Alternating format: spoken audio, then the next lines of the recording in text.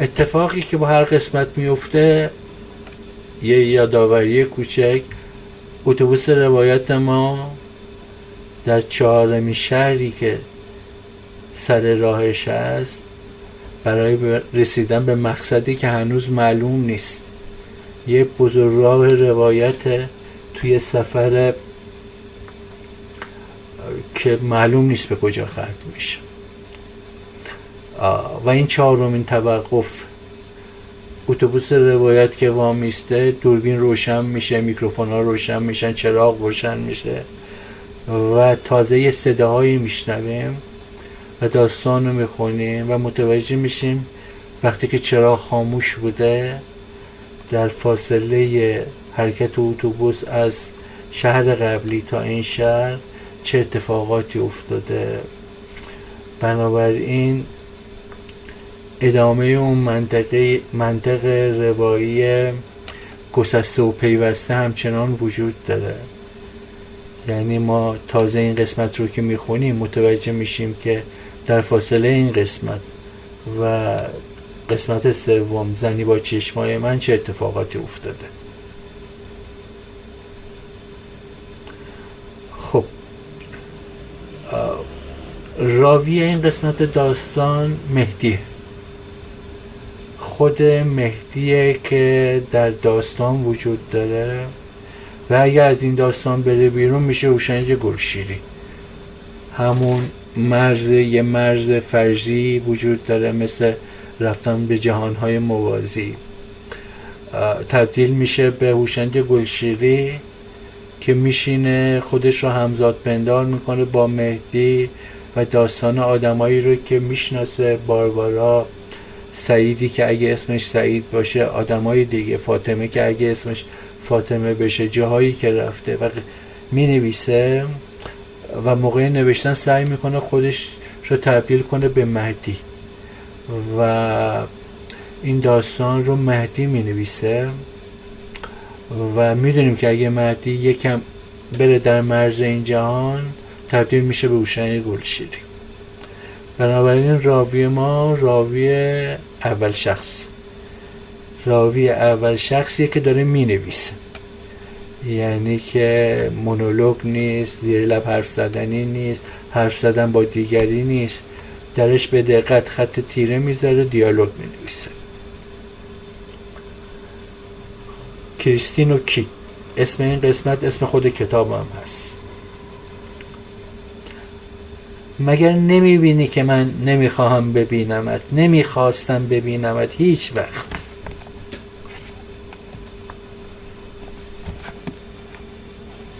به انگلیسی گفت البته و با فریاد.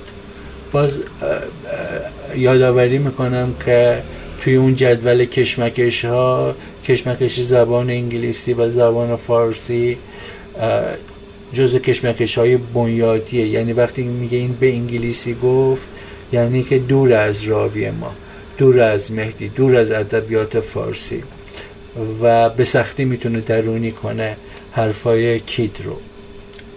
به انگلیسی گفت البته و با فریاد، اما از بس جمله آشنا بود فهمیدم. یک بار دیگر همین جمله را گفته بود، اما آهسته و آرام.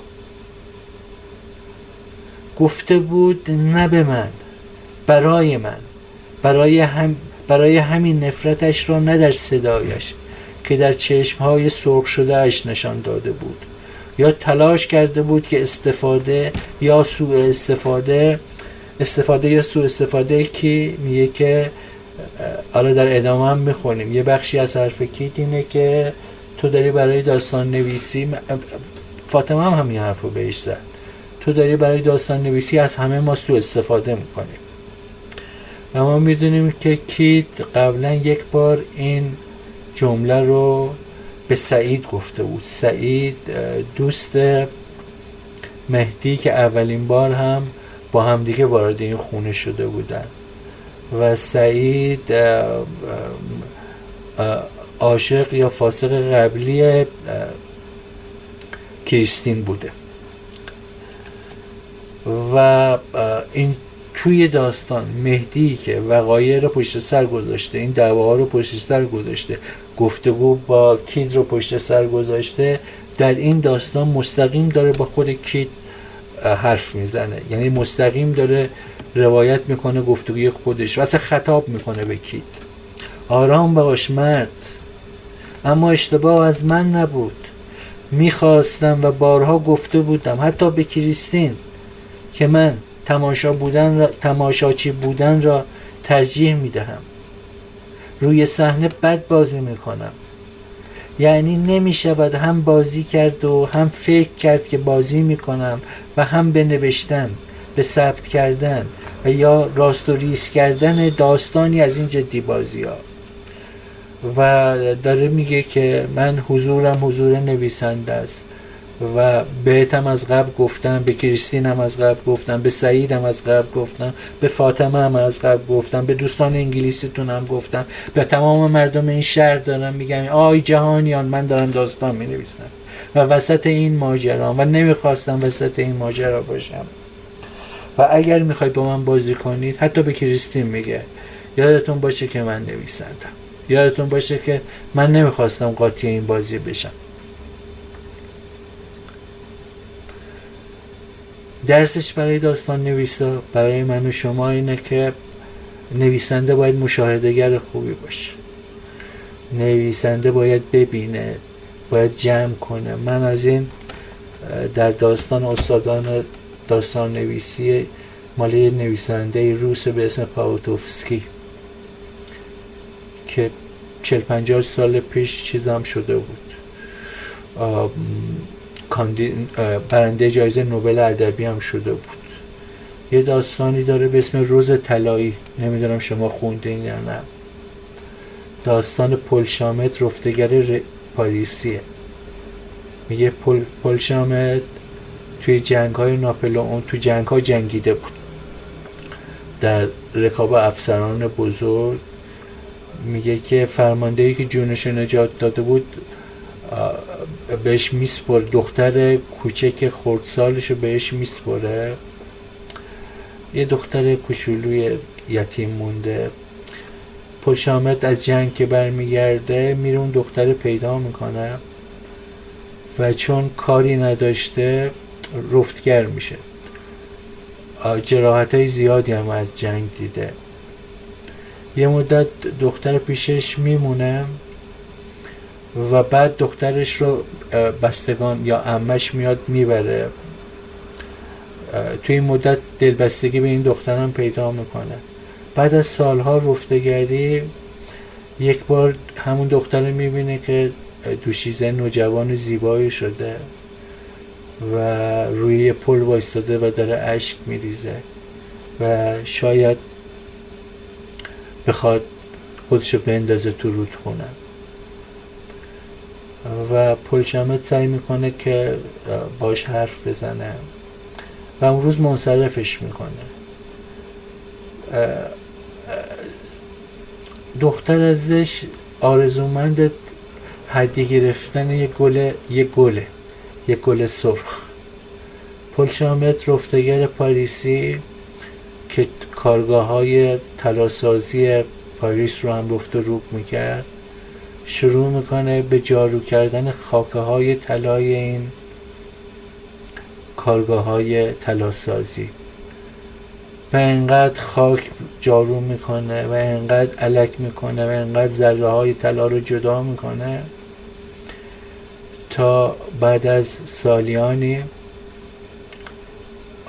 انقدر طلا جمع میکنه که میتونن باش یک روز طلایی درست کنن.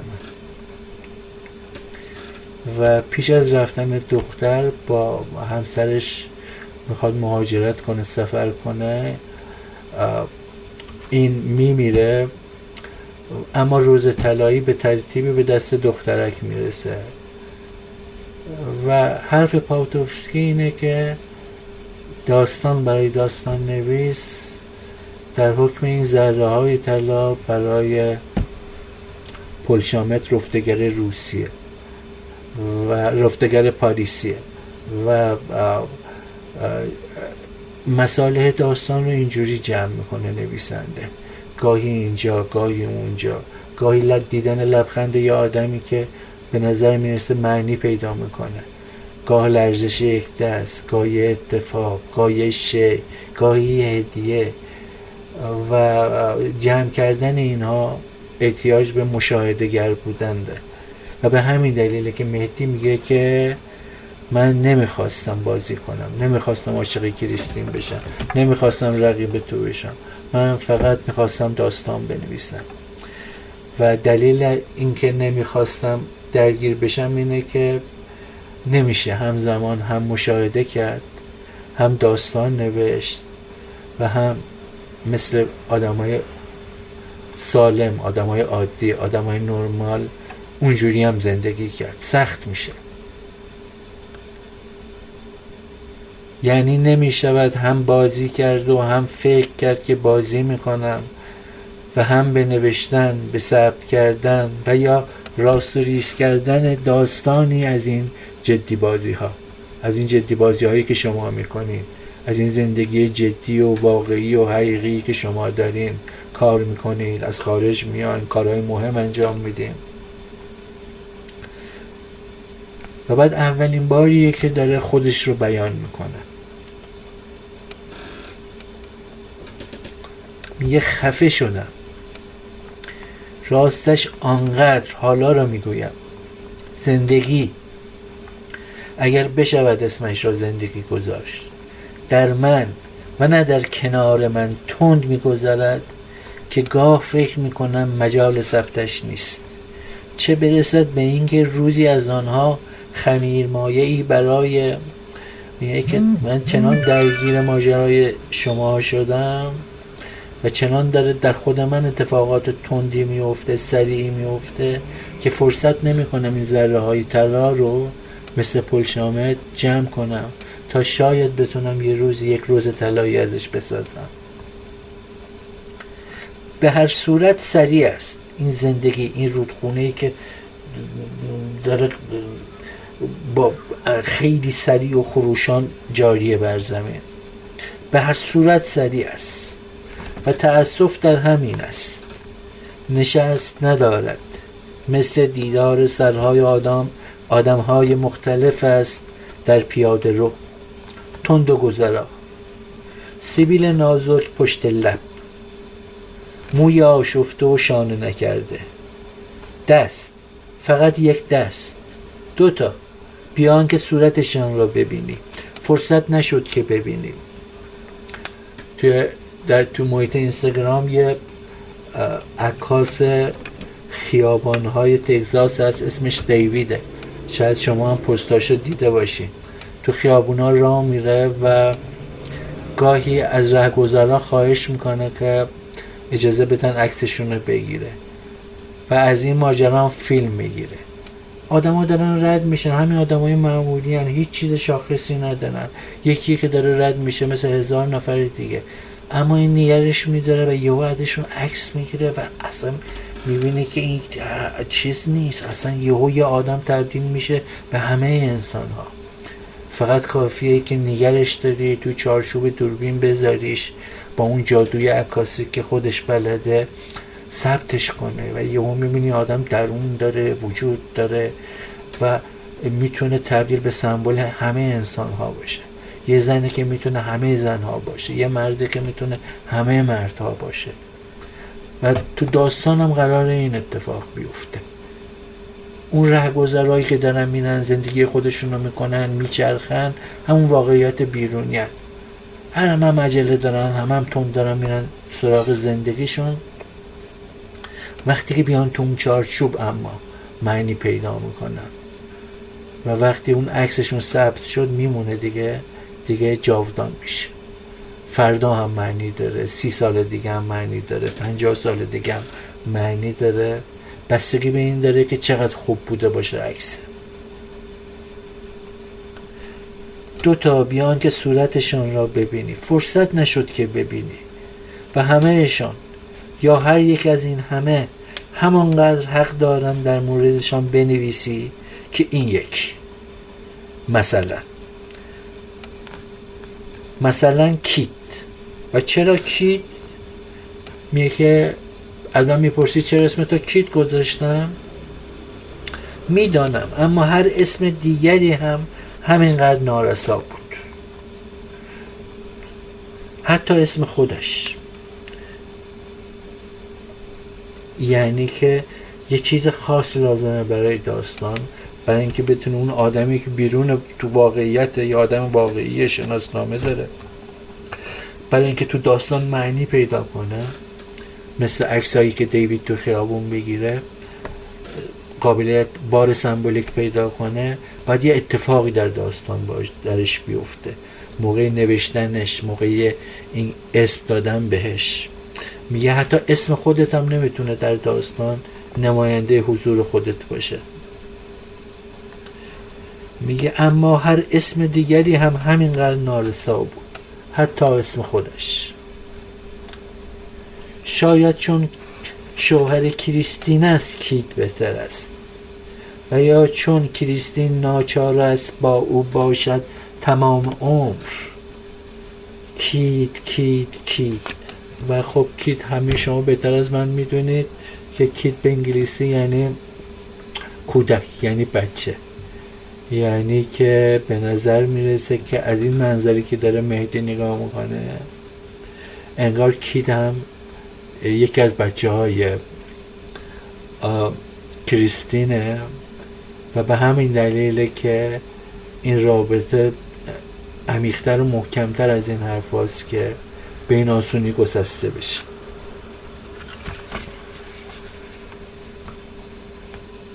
10 سال یا 20 سال دیگر وقتی بیرون خانه آن باران لعنتی، خودشان میگویند دمت، یک ریز میبارد و آنها کیت و کریستین کنار بخاری نشستند و کریستین چیزی میبافد برای بچه روزا یا جون لعنتی و کیت روزنامه میخواند.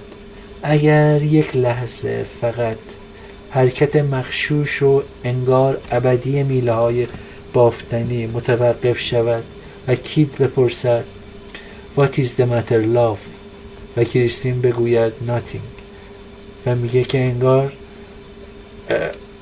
اینا قراره که در آینده اینجوری از من یاد کنن، یا اگر در جریان مداوم پیوسته زندگیشون یه لحظه یه خللی به وجود بیاد. و ببینید چه بازی کرده با این بافتنی کریستین. انگار زندگی کریستین مثل این بافتنی که دستشه تو 20 سال آینده که یه دونه از زیر یه دونه از رو بافته و به دسته بافته برای اینکه اون خانواده رو حفظ کنه، برای بچه هاش یا بچه هاش بافتنی ببافه. و باز میله ها، کیت باش مرد، برای همیشه کیت یا برای من. یعنی میگه که مثل دیوید که عکس میگیره از رهگذرا، میگه من دارم تو رو جاودان میکنم و تو این داستان قراره تو کیت باشی و برای همیشه کیت بمونی و برای من هم همیشه کیت میمونی. چرا نمیشود در مورد همه نوشت؟ مستقیم خود مهدی داره میگه، راجع به داستان نویسی میگه، راجع به داستان نوشتن میگه و دغدغه‌های شخصی خودش رو میگه. و توجه داشته باشید که هر جایی هر شخصیتی نمیتونه اینجوری، یعنی جا نداره که اینجوری مستقیم راجع به تکنیک‌های داستان نویسی حرف بزنه. در یک رمانی که مضمون اصلیش نوشتنه و در یکی از قسمتاش که نویسنده‌ای که در داستانه و مشغول داستان نوشتنه و داره با کاراکتر داستانی خودش حرف میزنه، میتونه. و فراموش نکنید که این کاری که داره میکنه تبدیل تکنیک‌های داستانی به مصالح، به متریال داستانی هم هست. شما هر چیزی که در داستان بنویسید، حتی اگه حرف خودتون باشه، حتی اگه احساسات خودتون باشه، قراره تو داستان تبدیل بشه به آجر، همون آجرهایی که و همون معماری که قبلا راجع بهش حرف زدیم. و شاید این بهترین تمثیل باشه برای نشون دادن اینکه داستان نویسی از منظر هوشنگ گلشیری چگونه کاری است؟ چرا نمی شود در مورد همه نوشت؟ خب پر واضحه دیگه، شما راجع به همه چی بنویسید خب میشه همون واقعیت بیرون دیگه. ولی دردناک. چرا نمی شود در مورد همه نوشت؟ در مورد همه چهره ها، همه حرکات، همه حوادث؟ مگر این برگ یا آن سنگ یا مثلا لرزش آن انگشت ها هنگام سیگار کشیدن از آن فریاد گویاتر نبود؟ و میگه من میخوام کید رو بنویسم و میخوام کید رو قاب بگیرم و میخوام کید رو جاودان کنم تو این داستان و چیاشو باید بنویسم، چطوری میتونم این کار رو بکنم، چطوری میتونم همه چیز رو بنویسم، همه حرکاتش رو بنویسم. و بعضی وقتا هست یه کوچکترین حرکاتش، یه لرزش دستش گویاتره، بیشتر از هر روایت مستقیم دیگه درونش رو بیان میکنه. یا مگر میشود پشت هر حرکت یک فاجعه خفته باشد، یا پشت یک قول تا ارزش نوشتن داشته باشد؟ و داره میگه که چطوری میشه پیدا کرد تکه های از وجود کید رو برای اینکه ارزش داشته باشه، مثل اون ذره های طلای پلچامت باشه که بشه بعد ذوبش کرد، باهاش یه گل سرخ طلایی زیبا ساخت. دیالوگ: چرا سعید نمیفهمد که من نمیخواهم ببینمش، نمیخواستم ببینمش هیچ وقت. به انگلیسی گفت، البته گفتم که آرام گفت و آهسته. همون وقت که من هیچ کاره بودم یا میخواستم فقط تماشاچی باشم و از بیرون ببینم، تکه تکه، همانطور که همه زندگی را میبینیم. یا اصلا خودش اینطور است، میگه اصلا شاید زندگی همین تیکه تیکه هاییه که میبینیم، واقعیت همین تیکه تیکه هاییه که میبینیم. اصلا میگه واقعیت مثل پلشمت خاکروبه های پاریس هن. همونجور تیکه تیکه، کثیف، تمیز، پاره‌پوره، آشغال، بویناک، خوشبو، خوب، بد. میگه برای داستان نویس اون ذره های طلای مهمه.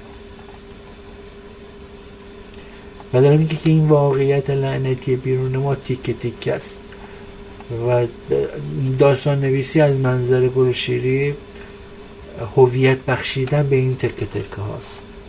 اونجوری که خودش میگه مجموع کردن این تکه تکه های بی‌معنیه و معنی بخشیدن به اون. وسط حرفای هوشنگ گلشیری یه ویژگی های وجود داره که به نظرم ویژگی های ایرانیه. ما رو هر کدوممون رو بتراشن وسطمون یه درویش عارف انگار هست، یه جور نگاه عرفانی به جهان هست. این احساس مجموع کردن مثل نگاه وحدت و کثرتیه که در فرهنگ و عرفان ما سابقه طولانی داره. یه وقتی نمیدیدمشان نبودند. کی نبودن؟ همون وقت که اتوبوس با چراغ خاموش، با دوربین خاموش بین این دوتا شهر، بین این دوتا داستان داره سفر میکنه. یه وقتی نمیدیدمشان نبودند. چیزهایی گذشته بود. میگه اتفاقات که افتاده بود رو برای من تعریف میکردن بعدن، که با یک جمله و حتی یک ساعت حرف زدن نمیشد همهشان را مرور کرد، در جریان همهشان قرار گرفت. و این همون دردی که داره، میگه که همه چیز تکه تکه است. اینا هم دارن تیکه تیکه برام میگن. یه تیکه کریستین میگه، یه تیکه سعید میگه، یه تیکه فاطمه میگه. و میگه که تکلیف من چیه؟ من چطوری باید داستان بنویسم وسط این همه تکه تکه بودن، این همه قطع بودن و دردی که بینش هست؟ چرا بترسم یا خجالت بکشم که نشناختم، که نمیتوانم حق کید عزیز را ادا کنم؟ یا اصلا من که برای تو نمی نویسم کید، و مستقیم داره خودش خطاب میده. من که برای تو نمی نویسم کیت. مثل اینه که اون دیویدی که تو خیابونو داره عکس میگیره به اون سوژه عکاسیش بگه من درسته دارم از شما عکس میگیرم ولی این عکس برای تو نمیگیرم، انگار این عکس دارم میگیرم برای همه انسان ها، برای همه آدمایی که تو همه خیابونهای دنیا دارن راه میرن. میگه اینجا برای من چیزی که مطرح است ارتباط این ساختمان ذهنی من است، همون گنبده. این چیزی که نمیدانم چطور و با چه مجوزی میخواهد این فرو ریختگی، تکه تکه بودنها، ناقص بودنها و هزار چیز نداشتنها رو شکل بدهد. و میگه که کی این قراره وحشتناک با ادبیات و داستان نویس گذاشته که قراره به همه این تکه تکه خورده ریزه انگار آدم ها رو چرخ گوش بریزی و دوباره بخوای توی داستان زندهشون کنی، غالب بزنی، شکل سر صورتشون رو در بیاری، احساساتشون رو بسازی. و با چه مجوزی میخواهد این فرو ریختگی، تکه تکه بودنها، ناقص بودنها و هزار چیز نداشتنها را شکل بدهد. گفتم ارتباط و میبایست بگویم تحمیل، یعنی تحمیل این داستان، این ساختمان ذهنی من به این تکه پاره ها. و این کاریه که داستان نویس میکنه. وگرنه دنیای بیرون همینجوری هست دیگه، با همه این اتفاقاتی که توش میفته، با همه زیباییاش، با همه زشتیاش، با همه بیرحمیاش، با همه عشقایی که درش هست، اما بی‌معنیه. و یک بخشی از داستان نویسی تحمیل این ساختمانه. مثل میگه که این آجرها تیکه تیکه فقط آجرهای جدا جدایی هست و میگه این ساختمان ذهنی منه که تحمیل میشه به اون آجرها و ردیف روی هم دیگه با ملات به هم چسبونده میشن با یک آرایش بسیار خاص تا این انحنای زیبا ساخته بشه. یعنی تحمیل این ساختمان ذهنی من به این تکه پاره ها و این کلمات، بی آنکه ادعای این باشد که بخواهم برای خودم، دیوار خودم، پشتیبانی، شمعکی از اینها فراهم کنم. و میگه من میخوام این داستانا رو بنویسم و مجبورم خودم رو بنویسم، کریستین رو بنویسم، تو رو بنویسم. میگه که بدون اینکه بخوام برای خودم یه آبانسی درست کنم، برای خودم که هوشنگ گلشیری باشم و بیرون داستان میشم دوباره هوشنگ گلشیری، توجیهی درست کنم که حق دارم به تو خیانت کنم، حق دارم فاسق زن تو باشم، حق دارم با سعید اونجور رفتار کنم، حق دارم با مرزی اونجور رفتار کنم. میگه نه، من نمیخوام الان این کارا رو بکنم، الان من میخوام فقط داستان بنویسم. میگه خوب، کید عزیز، موهایش بور است این یک، چشمها سبز این دو، نرمک سبیلی بر پشت لب این سه، چانه باریک و نمیدانم دیگر چه. از اینها چه میتوان فهمید؟ و ساختن لحن و تمپو و ریتم تو قسمت‌های قبل راجبش با هم دیگه حرف زدیم. اینجا هم ببینید چه زیبا لحن رو میسازه، چه زیبا اون جاهایی که کید رو خطاب قرار میده لحن باش میسازه. این یک، این دو، این سه، حس تخاطب و گفتگو رو چجوری میسازه. این ببینید بدون این که هیچ کدوم از افعال شکسته باشه. از اینها چه میتوان فهمید؟ موها صاف تا روی گوشها و فرو آویخته یا تا یقه کت یا یقه پیراهن. این هم 6. میبینی؟ هیچ به درد نمیخوره. هیچ کدوم اینایی که گفتم به درد نمیخوره. میشود گفت عصبی یا دمدمی، همیشه در اوج یا در فرود، شاد یا غمگین. آنقدر که آدم فکر میکنن هیچگاه لحظه‌ای میان این لحظات رو نداشته است. و یکی از نکاتی که همیشه خود هوشنگ گلشیری هم روش تاکید داشت و منم الان از قول اون به شما میگم، اینه که نویسنده باید به تمام علوم مهم زمان خودش به اندازه‌ای که لازمه احاطه داشته باشه. من نمیدونم هوشنگ گورشیری 50 سال پیش چقدر با تیپای روانشناختی آشنا بوده، ولی ببینید چقدر دقیق داره اختلالات قطبی رو وصف میکنه. همیشه در اوج یا در فرود، شاد شاد یا غمگین غمگین، آنقدر که آدم فکر میکند هیچگاه لحظه ای میان این لحظات را نداشته است و گاه که در این گونه لحظات است یا فکر میکنی که غافلی گیرش کرده ای، خواب است، در بیداری خواب است، بی صدا آرام نشسته کنار تو و در خواب، بیدار خواب. دیالوگ: مجبور نیستی سرگرمم کنی؟ یعنی چرا یه کاری نمی کنی من سرگرم شم؟ و منظورش داستان هم هست. ببین یادتون باشه که کیت مخاطب جدی ادبیات داستانی هم هست، دیش لارنس میخونه، بالزاک میخونه، ادبیات معاصر میشناسه، جویس خونده و میگه که تو که این همه میگی من داستان نویسم، مجبور نیستی سرگرمم کنی؟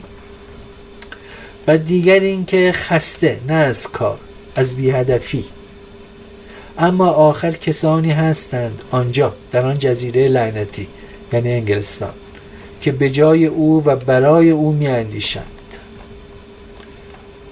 و باز ببینید کشمکش ایرانی بودن و انگلیسی بودن، زبان انگلیسی و زبان ایرانی.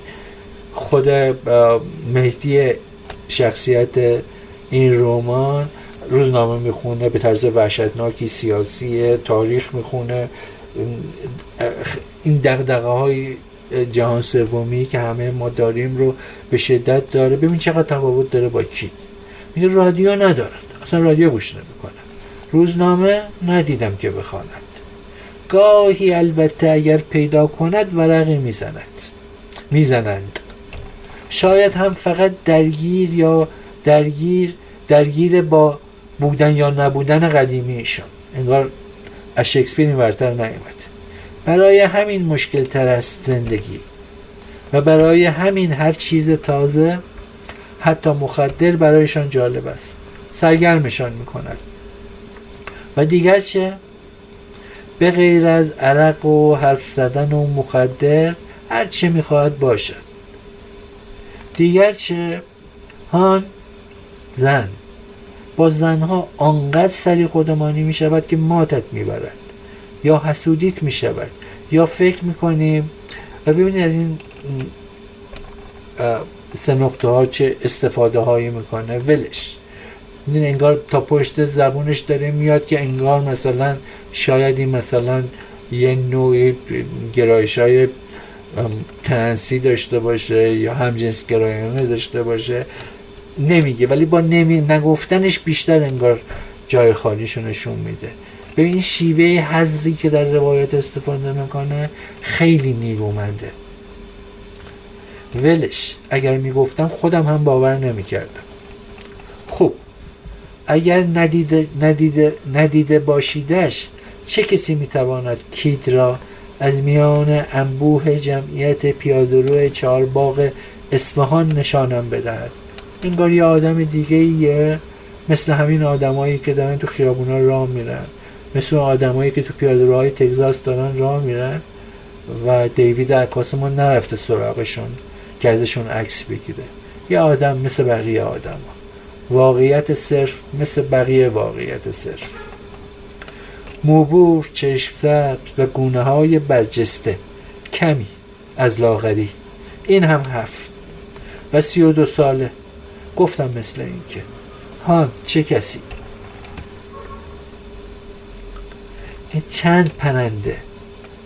چند هزار پرنده باید بمیرند تا کسی شاعری شعری بگوید. از برگ ها نگفتم یا از انسان ها، چند میلیون و چقدر شعر کم داریم و داستان. اغلب حذف میکنیم دیگر.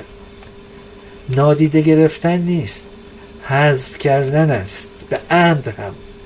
مثل همه چیزی رو که امروز توی ادبیات داستانی ما هم حذف میشه. راجع به هر آدمی نمیتونید بنویسید، راجع به هر واقعی نمیتونید بنویسید. این همه آدم جور و جور، این همه رنگین کمان انسانی وجود داره و انگار نویسنده ها حق ندارن برن سراغشون. چرا؟ قدرتمندترین داستان ها این داستان این آدم هاست. داستان آدم هایی که به عمد حذف شدن و هممون میدونیم که بخش بزرگی از انسان هایی که حذف شدن زنان هستن. حذف واقعیتی است که دیده اند یا ندیده اند اما نشده است، یا من دلم میخواهد تا حالا چنین اتفاقی نیفتاده باشد برای هیچ کس که پرنده‌ای به خاطر آنکه شاعری شعری بگوید پرپر بزند و بمیرد. میگه که 100 سال نمیخوام که پرنده‌ای پرپر بزنه که از و بمیره که من شعری بگم. و اتفاقی که داره براش میفته همینه و اون پرنده‌ای که داره میمیره هم خودشه، هم خودشه، هم کریستینه، هم کیده، هم سعیده و انگار همه این آدم ها دارن پرپر میزنن و میمیرن و میگه که من نمیخوام 100 سال نمیخوام اینقدر فرصت طلب باشم که خودم باعث این درد و رنج بشم تا داستانی بنویسم. یا آدمی به خاطر اینکه کسی داستانی رو و برای من دارد اتفاق میافتد و میگه که هر اتفاقی که برای من افتاده، هر رابطه‌ای که بین من و کریستین به وجود اومده، هر خشم و نفرتی که بین من و تو هست، هر پیچشی که بین من و سعید هست، همینجا لابلای این کلمات بوده که اتفاق افتاده. مگر نگفتم یک حرکت دست عاری از هر مفهومی کنایی، حتی همین حرکت دست معمولی همانقدر میتواند ارزش داشته باشد که مرگ یک پرنده. میبینی که چقدر آرام شده ام؟ میبینی که اندیشیدن با آن قالب بالقوه، قالب بالقوه کدومه؟ همین داستانه. قالب بالقوه همین رمانه. قالب بالقوه همین سفر، همین اتوبوس روایته که حالا رسیده به شهر 4. میبینی که اندیشیدن به آن قالب بالقوه که سرانجام این فرو ریختگی ها را در بر خواهد گرفت حتما، و گوش دادن به صدای این کلمات چه جادوگری ها که نمی کند. میبینی تأثیر همین داستان رو همین الان که داریم میخونی یا همین الان که من دارم سر جمع، فکر کنید که همه اینا نشستن، حالا یا برای کید ترجمه کردن یا کید یه مقداری خونده.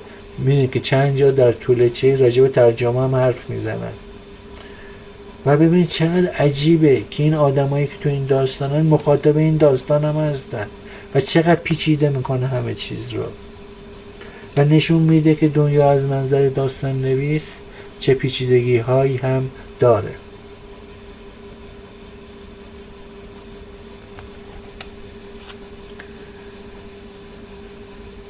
و گوش دادن به صدای این کلمات چه جادوگری ها که نمی کنن. اما برای تو که کیدی، تو که شوهر کریستینی، مگر می شود همیشه خواننده بود؟ میگه من انقدر میفهمم که تو رو نمیتونم ازت انتظار داشته باشم فقط خواننده داستان من باشی.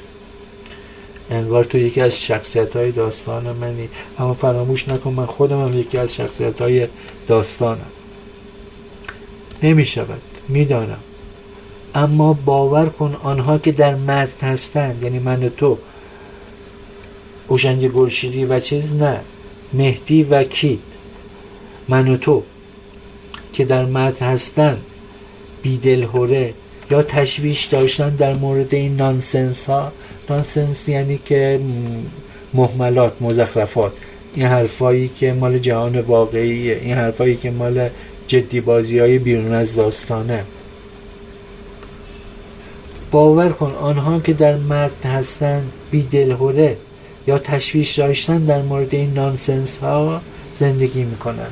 انگار اونا شخصیت های داستانی هستن که دارن در مسیر روایت داستان زندگی میکنن و میگه ما که داریم میخونیم داستان رو، ما که مخاطب داستانیم، میگه تعریف زندگی را با پیدا کردن حد و رسم انسان را یا پیدا کردن حد و رسم انسان را باید از روی الگوی آنها پیدا کرد.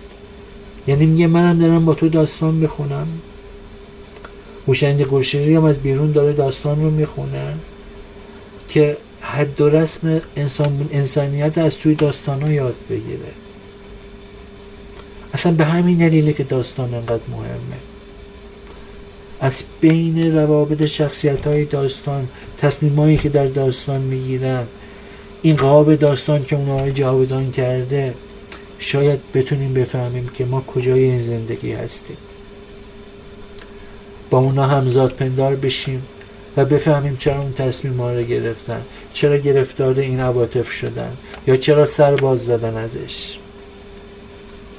اما بگذار ببینم، شاید یکی من توی داستان دیگه اون آدم نیستم، اصلا برای همین داستان می نویسم، اما باز داره بهش ثابت میکنم. اما بگذار ببینم، شاید باز بشود خشمی، نفرتی، حسادتی، چیزی با تذکار مجدد این اسم بی موسوم در خودم ایجاد کنم. میگه که میخوام مطمئن بشم که موقع نوشتن این داستان از سر رقابت با عشقی با تو نمی نویسم، از سر آزار دادن تو نمی نویسم. اسم بی موسوم، موها بور، چشمها سبز، نه دیگر شماره‌ای در کار نخواهد بود. و اینکه کید احمق است. احمق است کید، احمق کید است. انگار داره امتحان میکنه که تمام حالتهای صفت و موصوفی رو به کید ببخشه که ازش بگذره و بر اساس احساساتی که در بیرون داستان داره ننویسه، یا سعی کنه موقع نوشتن اونطور ننویسه. یا هوشنگ گلشیری داره این تلاش رو میکنه، یا هوشنگ گلشیری آرزومنده اینه که مهدی اینجوری باشه و ما سرگردانیم در این دنیا دیگه. میریم توی داستان، میایم بیرون، درگیریم با شخصیت‌های بیرون داستان، دوباره برمیگردیم. 30 سال یا 32 سال نمیدانم. و باز مثل جون لعنتی است. یعنی میگه مثل جون بچگانه رفتار میکنه. صبح زود بیدار شده بود. جون لعنتی را میگویم.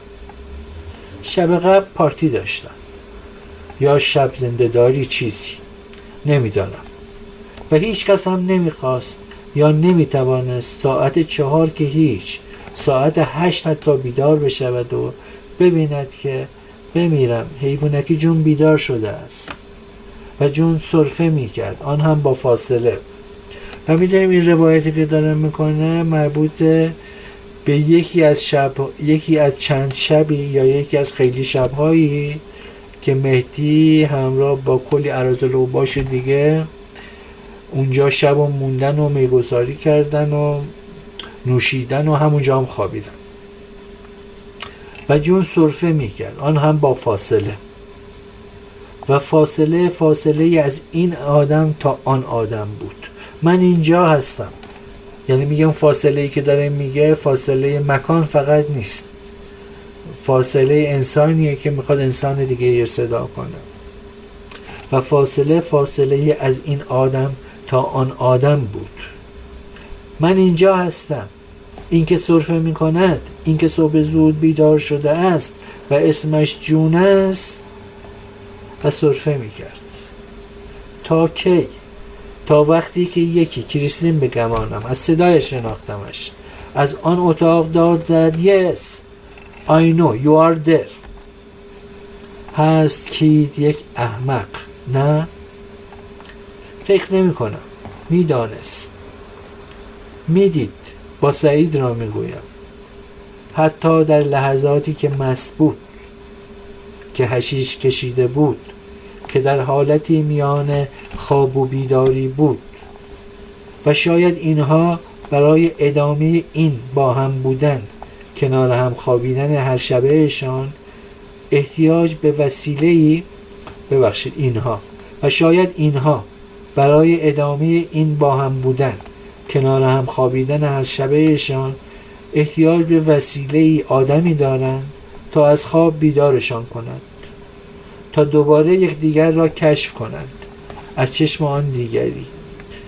و اون کشمکش چیز بیارتون بیاد دیگه، همیشه این کشمکش تو این رمان هست که انگلیسی ها چجورن، ما ایرانی ها چجوری.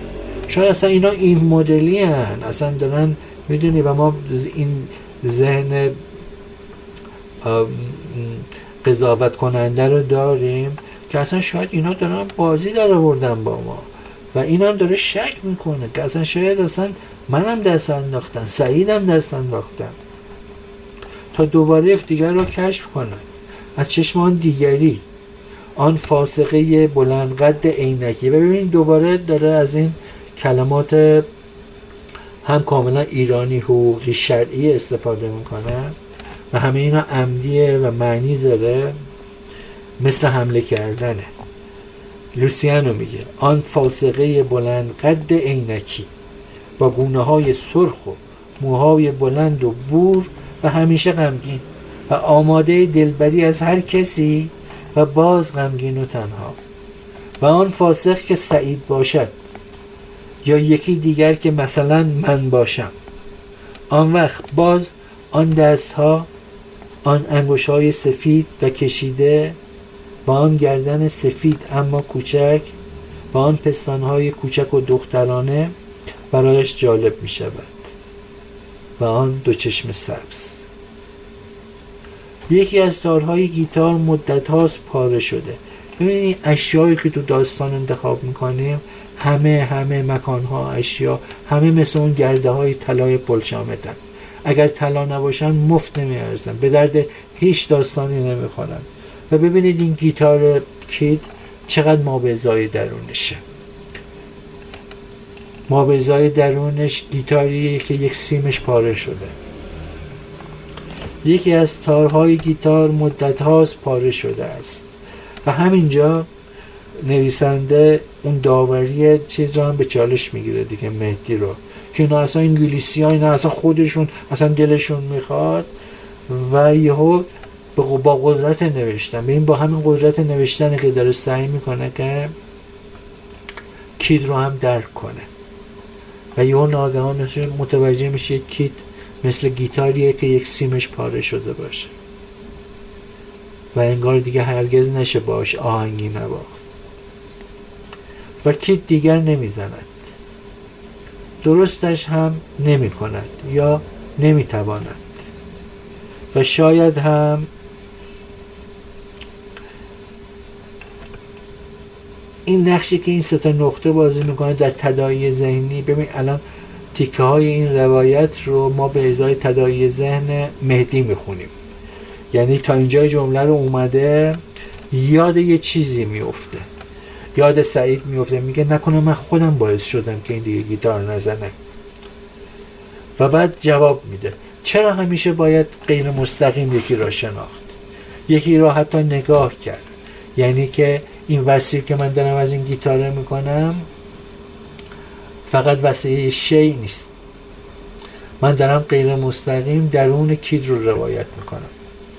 نمیدانم، فاسقه کید انگار یه زن دیگه که کید باش رابطه داره، فکر کنم یه زن امریکاییه یا یکی دیگر از همان زنها که کید آن همه راحت با آنها اخت میشد و شانه به شانه آنها می نشست و حرف می زد و نمیدانم از چی.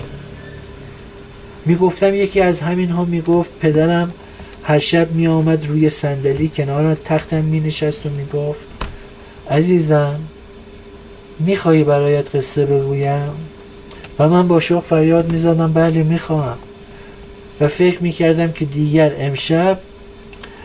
و پدرم می گفت روزی بود و روزگاری 3 تا خوک کوچک بودن که توی یک کلبه کوچک زندگی می کردن.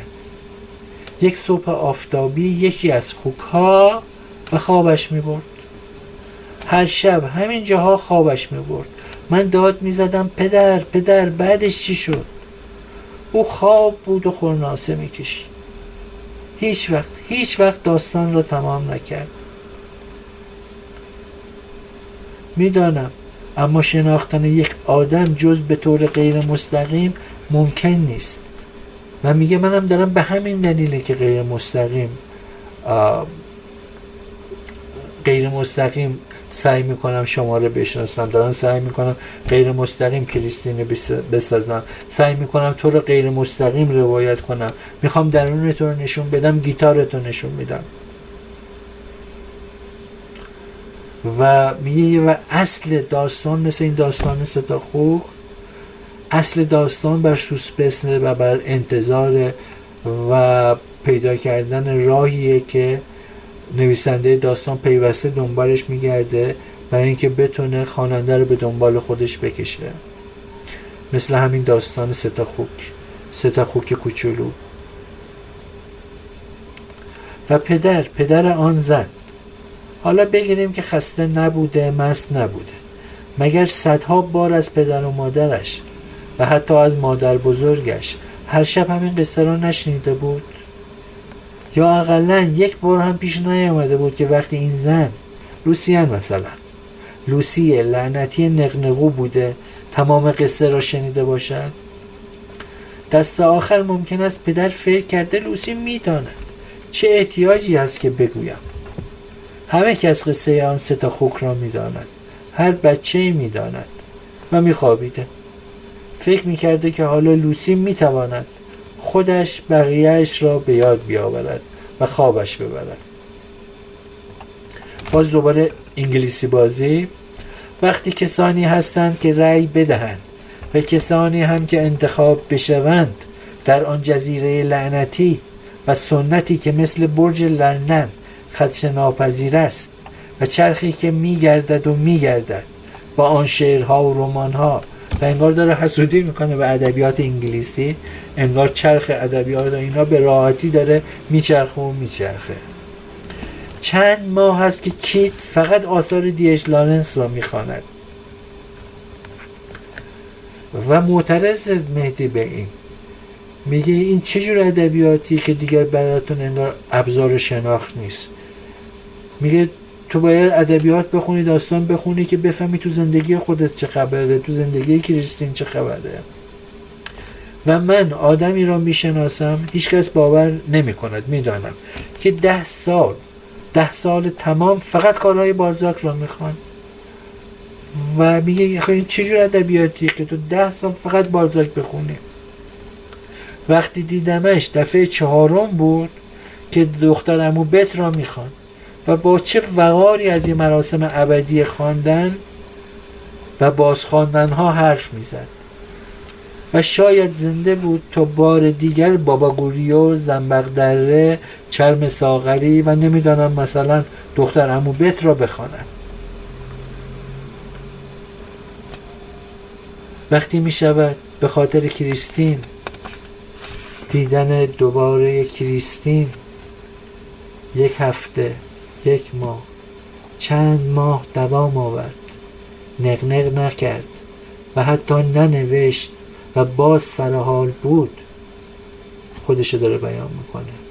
چرا نمیشود به آن پوسته تکیه داد و منتظر لحظه های اوج یا فرود که خود اوج دیگری است به خواب خرگوشی ادامه داد؟ میگه که من که انقدر مفتون کریستین شدم که برای اینکه بتونم زندگیمو ادامه بدم حتی لازم نیست بنویسم. چرا تن به همین خواب خرگوشی ندم؟ چرا همین زندگی نرمال رو نکنم مثل این زندگی که شما دارین میکنید؟ خوب بخورید، خوب بپوشید، خوب زندگی کنید، خوب کار کنید، خوب پول در بیارید، خوب عشق بورزید. همه اینها، این آدم هایی رو میگویم که به زبانی حرف میزنن که حالا من کم کم اگر بخواهم میتوانم بفهمم. آنقدر خالی و سادن و حتی احمق که کید احمق است. و البته این قضاوت درستی نیست، ولی شخصیت داستانیه دیگه.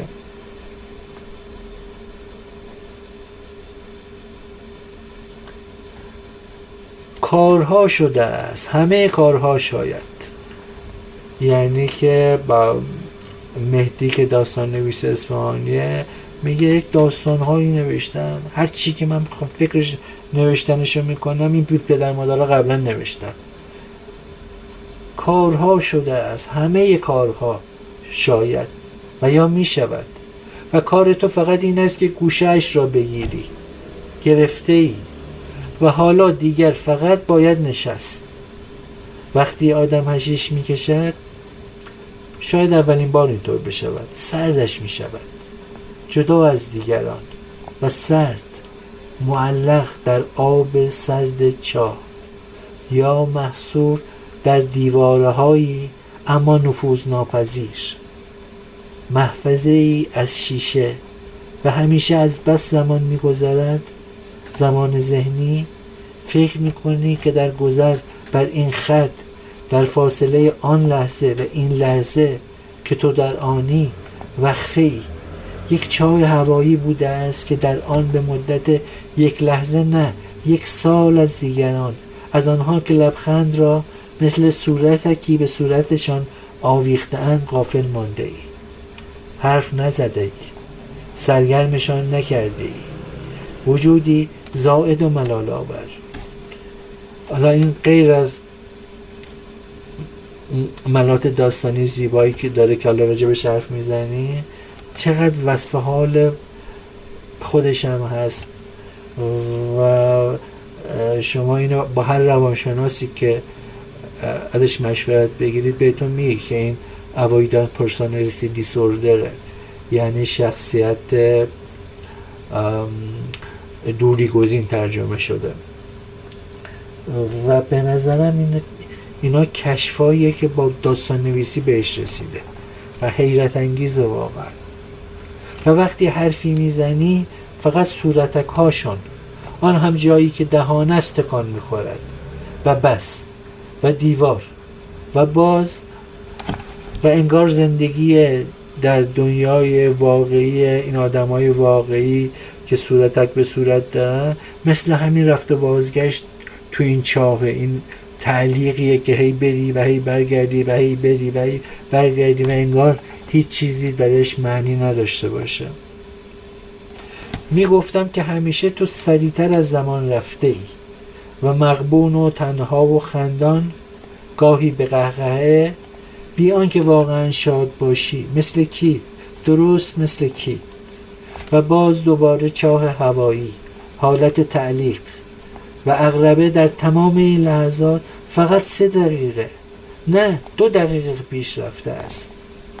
وقتی آنها حرف میزنند یا حرکتی میکنند و ببینید این زندگی نرمال آدمای عادی که دارن حرفای عادی میزنن چقدر برای کسی که میخواد به جهان معنا ببخشه کند میگذره. این همه وصفی که کرده مال 2-3 دقیقه است. و این حشیشی که در این داستان هست متریال داستانی، حشیش واقعی نیست.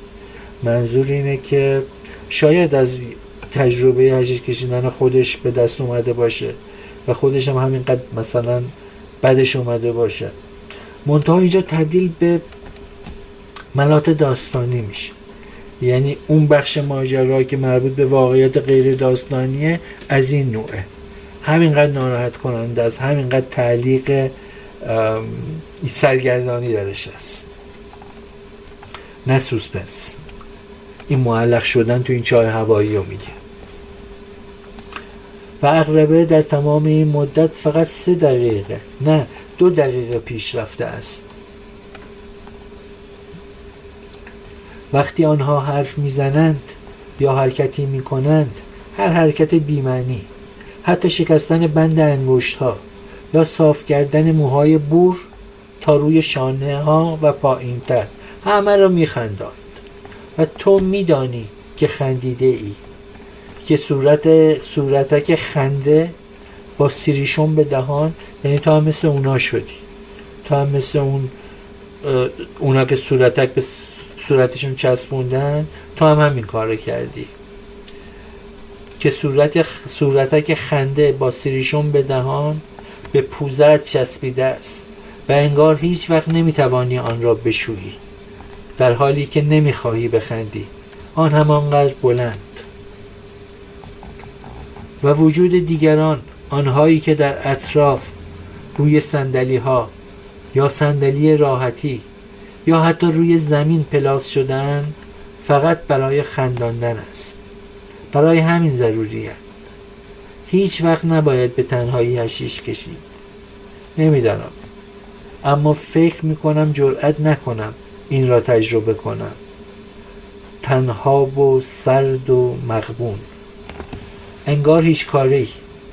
و باز همان چا نمی شود در آینه نگاه کرد و به تصویر خود در آینه خندید و وقتی تصویر می خندد به خنده تصویر خندید و منتظر تکان خوردن صورتک چسبیده به صورت ماند و لبها و دوچین کنار لبها و باز تا کی؟ وقتی هم سر حساب می شوی و فکر می کنی گویا سال هاست که مدام خندیده ای. گفتم که فقط 2 دقیقه طول کشیده است و اگر بخواهی می توانی باز. انگار سعی کرده لبخند از صورتش پاک کنه. پاک نمی شود. جدا ندیدم کسی بتواند پاکش کند. کیت حشیش را ترجیح می دهد. به تنهایی حتی اگر گیرش بیاید می کشد. اگر نکشد مشکل همینجاست و برای همین باید حاشیه رفت. و شاید برای همین تذهیب حاشیه بیشتر وقت می گرفته است. منظورش داستان نویسی اوناست. میگه تو داستانهای کلاسیکشون انگار حاشیه پردازی داستاناشون زیاده، انگار دارن تذهیب میکنن حاشیه داستانو و شاید هم برای همین تذهیب حاشیه بیشتر وقت میگرفته است. کریستین چی؟ آن شب او هم میخندید، به من نگاه میکرد و میخندید. سعید نبودش. داشتم آهسته آهسته جای سعید را میگرفتم، بیان که بخواهم یا میخواستم و بازی در آورده بودم. به کریستین گفتم مثل احمقها، نه یعنی من که دارم میخندم شبیه احمقها شدم و اشاره کردم به صورتم، به خطوطی که کنار لبهایم حک شده بود یا نقر. گفت همینطور است. چرا حالا میفهمم؟ حالا و آن شب نفهمیدم که کیت داشت از راه گوش من و زبان من به سعید میفهمان که نباید بیاید. آن هم پس از رسوایی آن شب که قبلا هم تعریفش کرده. نه گفتن ندارد. آخر سعید بیچاره دوستم وسیله شده بود، مثل مضحکه‌ای در جلسه حشیش کشی. گفتم که آن شب نبودش. پس وسیله‌ای برای تجدید عهد، برای جالب کردن بوسه ها و اشوه های کهنه شده و غالبی کریستین برای کیت و یا برای پرباد کردن و از خواب بیدار کردن کیت. و میدونید که این قضیه فانتزیای جنسی کلی مطالعه روش انجام شده تو اروپا که سالهای سال دارن راجبش روش کار میکنن، تحقیقات متعدد انجام شده، گاهی آگاهانه سمتش میرن و مهدی هم شاید چیزی احساس کرده و فهمیده.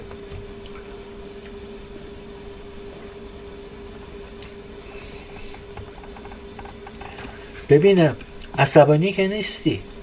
نه. جدی؟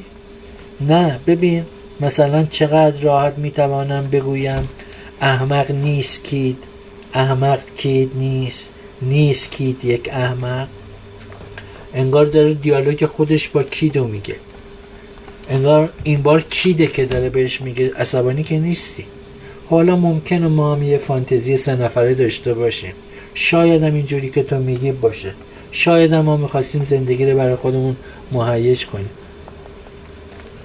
حالا که از رسیدن به مرکز، یادتون همون کره‌ای از آینه های معرخ یا نقطه مرکز اون گنبد، حالا که از رسیدن به مرکز، نگریستن به عمق چاهی که گفتم میترسم، و یا از دوچار شدن به دور ابدی، نکند همین قالب بالقوه باشد. این قالب بالقوه چیه؟ این قالب بالقوه فرم همین داستانه. این قالب بالقوه فرم همین رمانه. یادتون باشه که این وسط راه است. این هنوز نمیدونه که قراره رمان کریستونیکی چطور تموم بشه و مرتب داره جستجو میکنه، داره خودشو به در دیوار میزنه. داستان اول نوشته، خودشو به در دیوار زده. داستان دوم نوشته و همینجور داره کورمال توی این اتوبوس روایت، اون جاهایی که چراغ خاموشه، پرسجو میکنه یا از وسط حرف دیگران چیزایی میفهمه و سعی میکنه این تکه پاره ها با داستاناش هویتی بده، به قول خودش مجموعشون کنه، به وحدت برسونه این روایت رو. نکند همین قالب بالقوه باشد، همین دور ابدی، مثل این چاه تعلیقی که با حشیش کشی وصف کرد. از فاطمه میگویم، شاید این تلاشی هم باشه که داستان نویس آخر عمرش باید انجام بده. همین قالب بالقوه، همین تعلیق ابدی، همین جستجوی ابدی، پیدا کردن فرمای نو برای داستان نویسی. از فاطمه میگویم، فاطمه دختر خوبی است، کور است، از خیلی ها بهتر است. نه که معصوم باشد، اما از بس نسبت به حرکاتش، احساساتش، حتی واکنش های جنسیش وفادار است، از هر معصومی معصومتر است.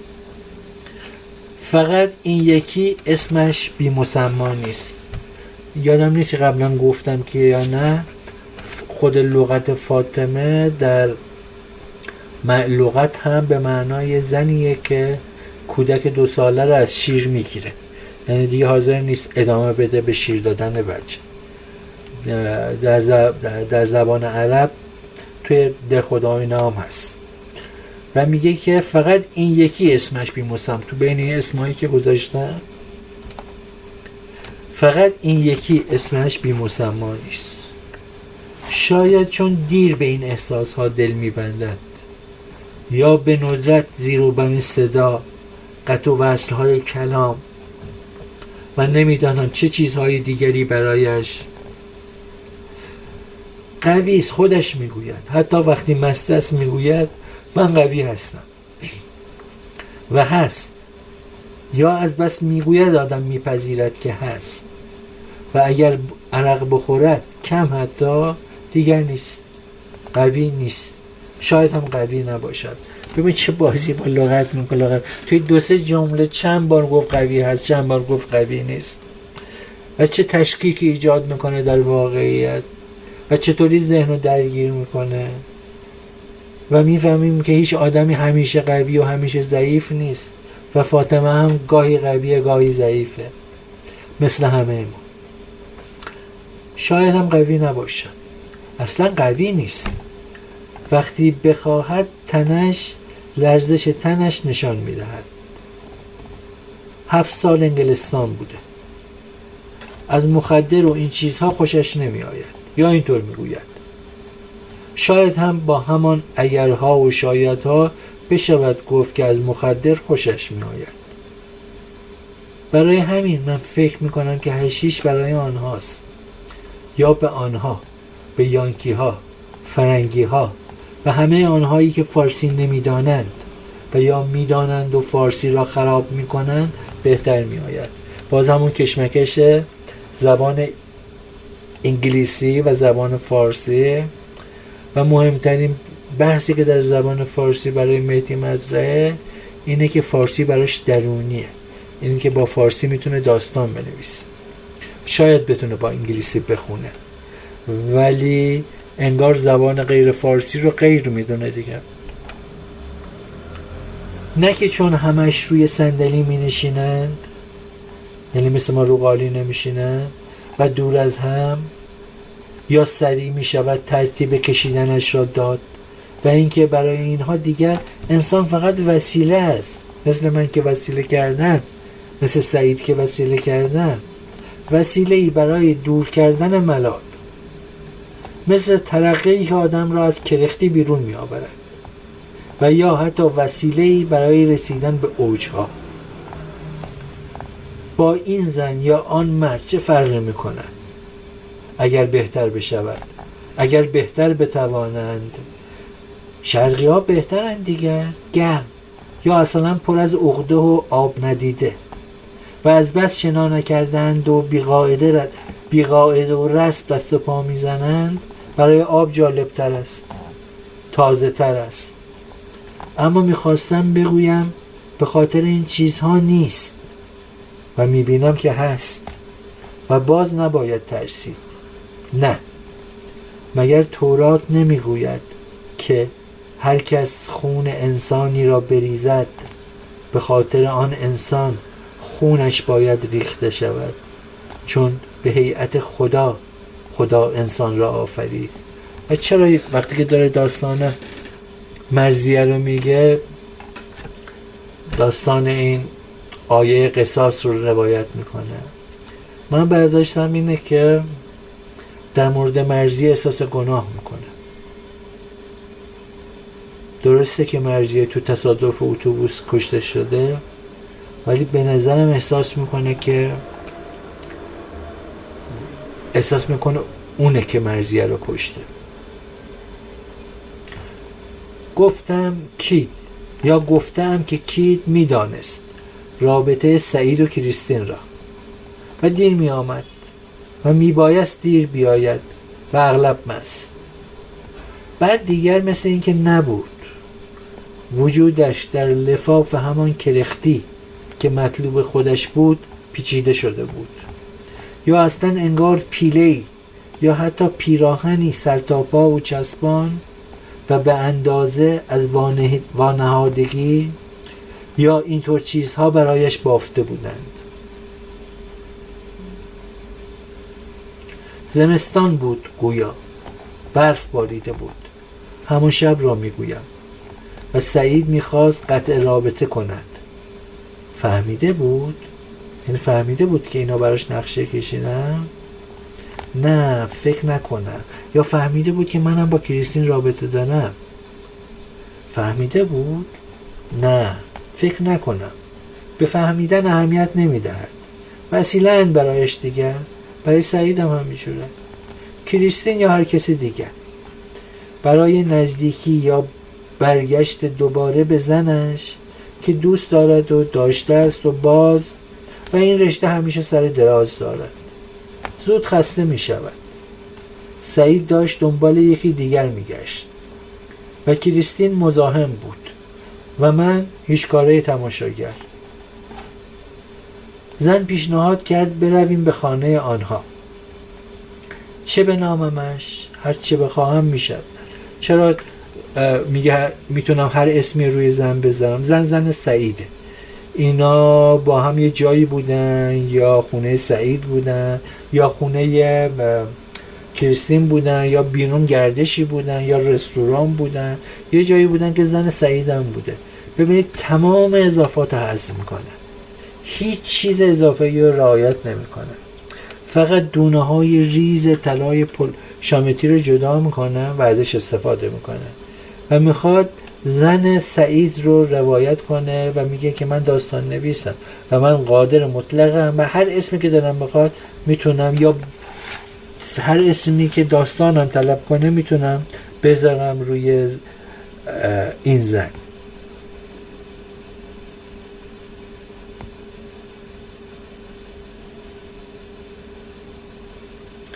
هرچه بخواهم می شود.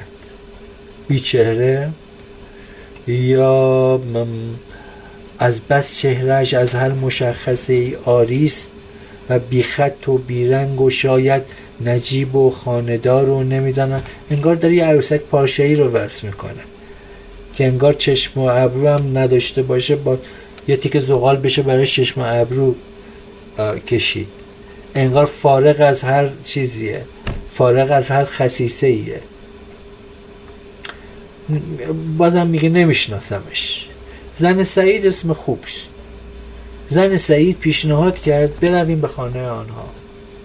هنوز نزده بودیم، زود مست میشود. آن شب فهمیدم. من و سعید همه چیز را خریدیم و رفتیم و خوردیم. خوب بود همه چیز. که باز یک دفعه با آن که برف بود و بیرون سرد کید احمق است. کید به فرود اوج بیپناهی یا تنهایی یا اصلا معلق بودن در همون چاه هوایی که گفتم رسید و حشیش خواست و یا هر مخدر دیگری که پیدا بشود. تقی زد و به پیشانیش زد. نقی زد و به پیشانیش زد. یا میخواست بگوید من اینجا هستم، ببینی من کیت هستم و من شوهر کریستینم، یا اصلا منم که سعید فاسق زن من است، آن هم با حرکات تند و عصبی دست و چهره و سیگار. زن سعید یک کلمه حتی انگلیسی نمیداند. سعید شاید فهمید و خواست برود به بهانه خریدی چیزی تا مبادا تنابی بشود برای رهایی کید از آن چاه سرد که گفتم. یعنی که ممکنه که کید کنترلش از دست بده. کریستین هم رفت با سعید. شاید برای این رفت که زن سعید آن شب جدا قشنگ شده بود و این جدا قشنگ شده بود در واقع نقل قول غیر مستقیم مهدی از کریستینه. یعنی که بعد از این شب، بعد از این که اونجا مهمونی رفتن، کریستین و مهدی با هم دیگه حرف زدن و مثلا مهدی ازش پرسیده اون روز تو چرا رفتی و این گفته که خیلی قشنگ شده بود زن سعید و شاید حسودیش شده، شاید هم از فرصت استفاده کرده که با سعید بره بیرون.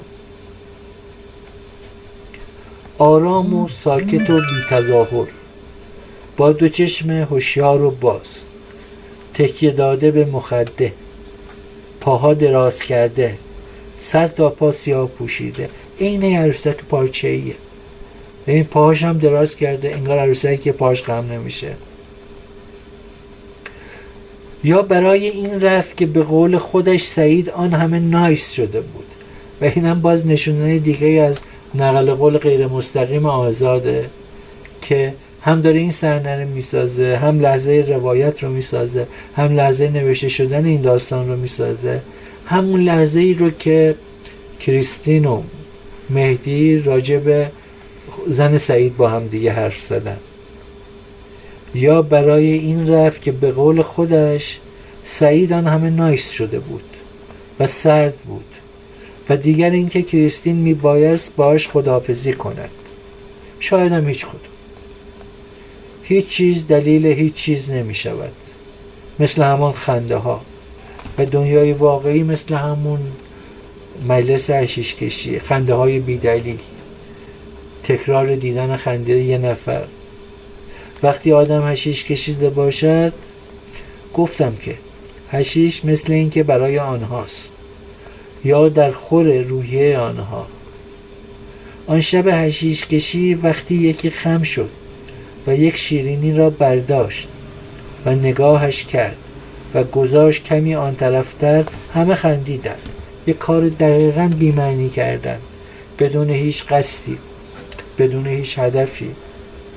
و دیگری صاحب خانه گویا آمریکایی بود که خم شد و یک شیرینی دیگر یا همان اولی را برداشت و با دقت دنبال جایی گشت با دقت و وسواس یک جستجوگر و باز همان جای اولش گذاشت. همه خندیدن.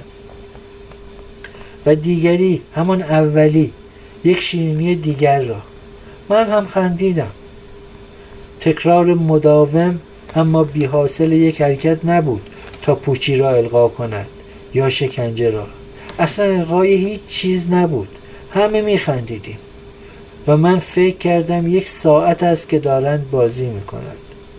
10 دقیقه شده بود. هیچ وقت تا آن حد از دست ساعتم ذله نشده بودم. می گفتم که نه، میخواستم بگویم کریستین سعید را بوسید. یا لب به لب بودن توی ماشین و زن سعید دم در. همین و بعد که چی؟ سعید نمیداند، نمیخواهد بداند.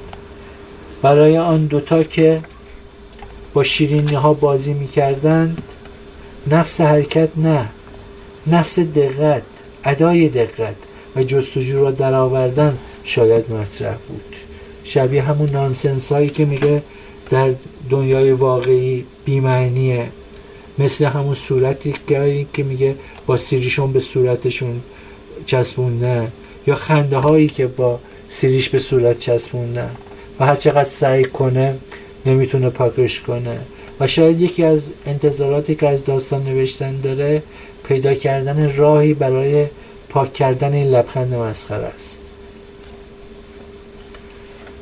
آن وقت، یعنی بعد از آن که سعید و زن سعید رفتن، دیدم که کید بیدار شده است.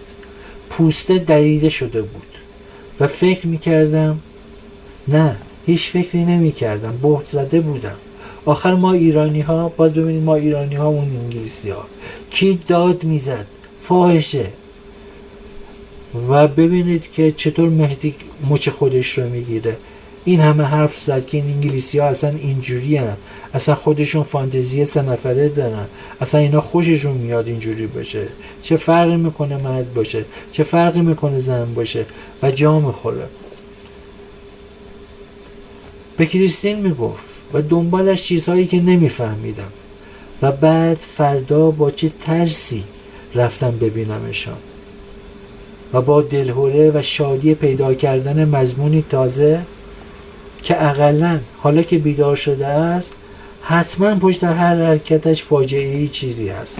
و باز ببینید که وسط همه این ماجراها هر کی به فکر خیش است و نویسنده ما به فکر داستان خودش.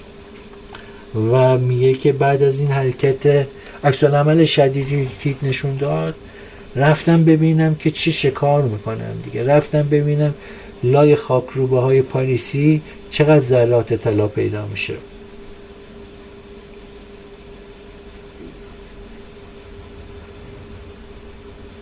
و بازم غافلگیر میشه. حتما پشت هر حرکتش فاجعه‌ای چیزی هست. آن شب حشیش کشی اگر میتوانستم سوزنی را تماما در ران صاحبخانه فرو میکردم تا ببینم باز میتواند یک شیرینی را بردارد، نگاه کند، بگردد و بعد 2 نیمه اش کند و بعد یادم نیست و اعتراض داره به این بی حاصل بودن زندگی خارج از داستان. اصلا انگار دلش میخواد داستانی بنویسه که بتونه یه راهی پیدا کنه که قدم برداره و بره برای همیشه در دل اون داستان زندگی کنه. و این کار رو بعدها کرد و بعدها داستان خانه روشنان رو نوشت و انگار یه راهی پیدا کرد، یک در سری کهن که انگار راه رو به یه جهان راویان باز میکنه و از اون دروازه گذشت و از خودش هیچ باقی نمونده بود و برای همیشه در داستان خودش رو گم کرد و رفت زبان گویای راویانی شد که زبانی برای گفتن و روایت نداشتن. کریستینو، کیدو، روزابو، جون لعنتی مثل معمول هر هفتهشان توی سالن هتل فلان نشسته بودن گرد هم و اولین برخوردش بعد از این ماجرای دعوای بدی شده، آبروریزی شده، تو خونه مردم بوده، زن سعیدم دیده و انتظار هر چیزی رو داره مهدی غیر از عادی بودن. اما میبینه که اینا اصلا برنامه‌شون رو تغییر ندادن، طبق معمول برنامه هفتگی یا ماهانه‌شون توی یه هتلی برای صرف عشرانه نشستن. همه هم هستن. نه، گرد هم نبودن، بچه ها داشتن این طرف و آن طرف میدویدن و کید و کریستین روبروی هم نشسته بودند و حرف میزدند. گونه هاشان گل انداخته بود و وقتی من رسیدم کید داشت سیگار کریستین را با فندکش روشن میکرد. فندکش گازی است. خیلی جالبه. وسط این ماجرا این کنجکاوی نویسنده که گازی بودن فندک رو هم روایت میکنه و ببینید از این منظری که این داره روایت میکنه چقدر غیر عادیه، چقدر خلاف انتظاره. ما که با روایت مهدی همراه شدیم، ما که به اندازه او انتظار داشتیم یه اتفاقی بیفته، شاید فکر میکردیم که دیگه شاید مثلا یه کاری بکنه کید یا جدا بشن یا عکس‌العمل شدیدتری نشون بدن، چون به قول مهدی آخه ما ایرانیا یه جور دیگه هستیم. و بعد تازه میفهمه که اینا قرار نیست هیچ وقت از اون چرخه عادی زندگیشون خارج بشن. میگه که سنت انگلیسی به اندازه برج بیگ بن پایداره و صدها ساله که اون ساعت لعنتی داره بدون عقب افتادن، بدون خاموش شدن دور خودش میچرخه.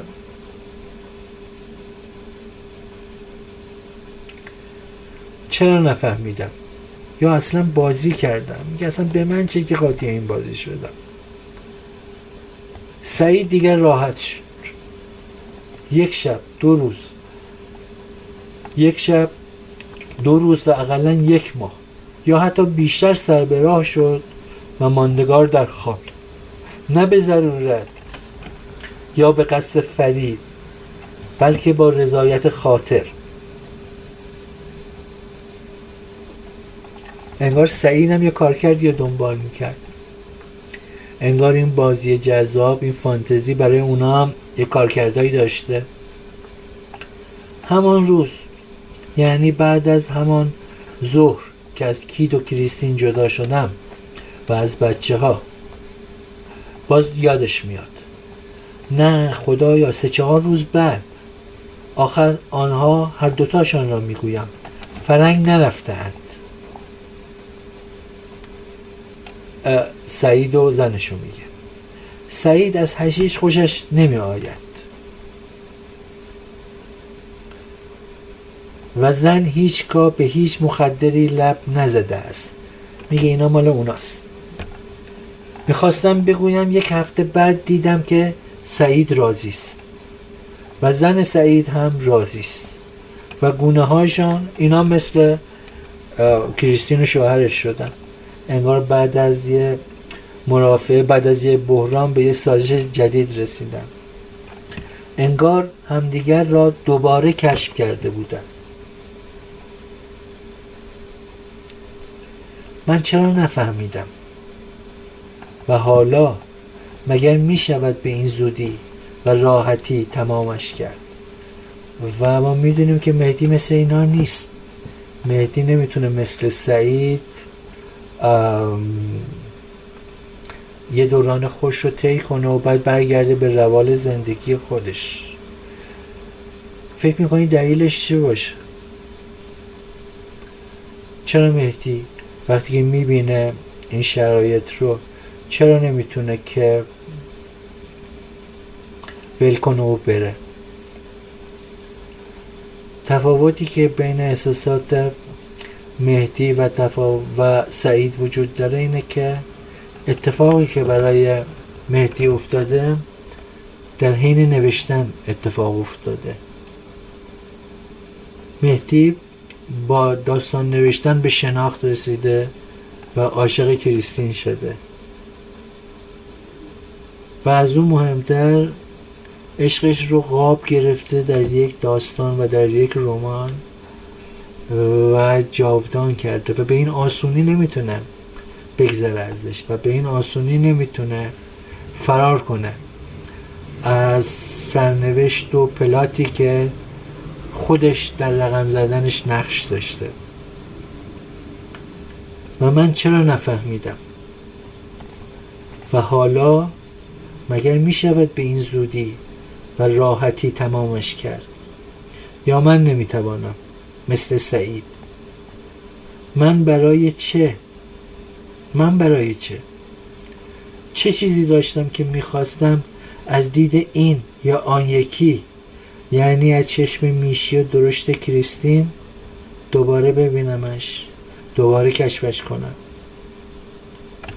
من اصلا حشیش را نپسندیدم.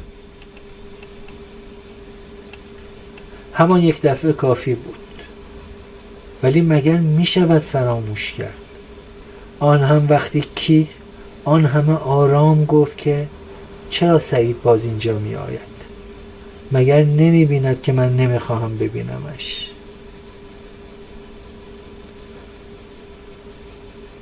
اما تو روی من گفت و بلند و به من.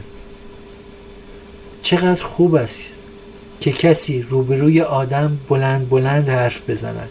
هر چه میخواهد بگوید مهم نیست. توهین هم باشد و آدم نفهمد. یا من نفهمیدم که قبل یا بعد از این که گفت مگر نمیبینی که من نمیخواهم؟ ولش، من احمقم. احمق منم. من احمق است. در این حال شاید یکی از ترس‌های مهدی هم هست، تو داستان‌های بعدی هم هست که مهدی نمیخواد تبدیل بشه به جایگزین کیت و میدونه که حالا تو قسمت‌های بعد با استفاده از اون عکس خانوادگی راجبش حرف میزنه. مهدی فقط یه چیز میخواد. مهدی فقط میخواد بنویسه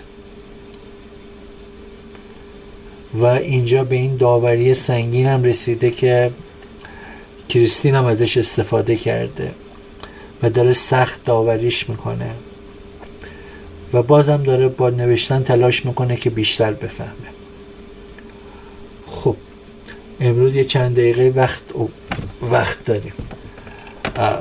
نکته هست که دوستان دلتون بخواد در میون بذارید؟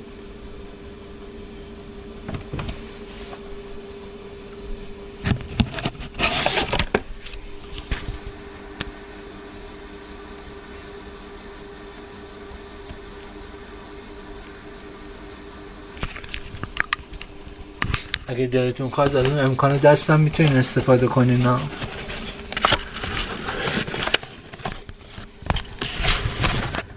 خانم شلاون فرمودن که مهدی تعمدی برای عاشق شدن نداشت. به نظر میرسه که نه، فاصله وجود داشت. یعنی اتفاقیه که افتاد. مرتبا به خودش پرهیز میداد. تازه علاوه بر اون که نمیخواست، یه جوری به هر حال معشوقه دوستش هم بود. این اتفاقیه که با نوشتن افتاد. اصلا داشت اول داستان من به نظرم داشت تلاش میکرد که بگه که کریستین عروسک دیگه و به درد عشق نمیخوره اصلا.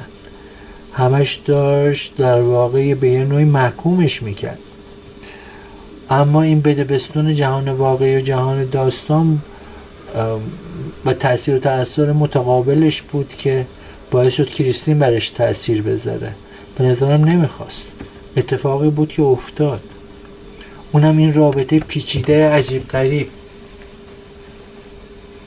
بهتون گفتم که این خانم باربارا تا اونجایی که من میدونم هنوز در قید حیاته و یه جایی داره زندگی میکنه، در لیدز یا هالیفاکس یا یه جای دیگه، یا اون جزیره لعنتی. خیلی خوب میشد اگه میشد یه مصاحبه باهاش کرد، یه جوری ثبت میشد، خیلی خوب میشد. اما افسوس که خیلی سخته این کار.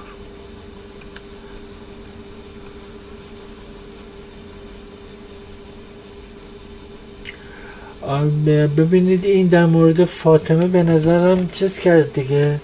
فاطمه تقریبا این که دل فاطمه رو شکست. یعنی که فاطمه هم وارد این تأثیر و تأثیر با داستان و داستان نویسی شد. اون هم تحت تأثیر شخصیت مهدی قرار گرفت و حتی برای اینکه توجه اونو جلب کنه، یادتون میاد یه چیز پوشید یه لباسی پوشید که یه روبان خیلی گنده باش گل درست کرده بود، حتی حاضر بود شبیه عروسک بشه، اما چیز نبود دیگه. مهدی دست رد به سینش زد، یا اینکه اگرم دست رد به سینش نزده باشه بازم مثل شی باش رفتار کرد، مثل عروسک باش رفتار کرد. به نظرم، حالا شاید هم میگم برداشتم یکم شخصیه، ولی به نظرم میرسه که یه مقداری در موردش عذاب وجدان داره. به هر حال که اون زن بیچاره رو که پریشانش که کرد. ببینید اون صحنه پذیرایی که مرزی چی بود اسمش؟ مرزیه دیگه. آره مرزیه بود دیگه، درست؟ فاطمه. اون صحنه‌ای که فاطمه درست کرده بود، یعنی اون علاقمند بود، آخرش هم اعتراف کرد و چیز رفته بود پیشش، مهدی رفته بود پیشش که داستان بنویسه، رفته بود که با همون روش خودش یه جوری ترغیبش کنه، از خودش حرف بزنه، از گذشته‌اش حرف بزنه، از مردانی که قبلا دوست داشته حرف بزنه که بنویسه. اما خب بالاخره به اون دختر صدمه زد دیگه. به نظرم فاطمه درست میفرماید. فاطمه اینجوری رفتار کرد میکنه با مردا، این بچه‌هاییه که بنز کافی شیر بهشون داده و بعد رهاشون میکنه که بزرگ شن. به نظرم میگه که تنها اسم با مسمای این داستان فاطمه است. خیلی خوب، اگر نکته‌ای نمونده بریم تا هفته آینده. حالا چهارشنبه هم دیگر رو تو کلاب هاوس دیدیم.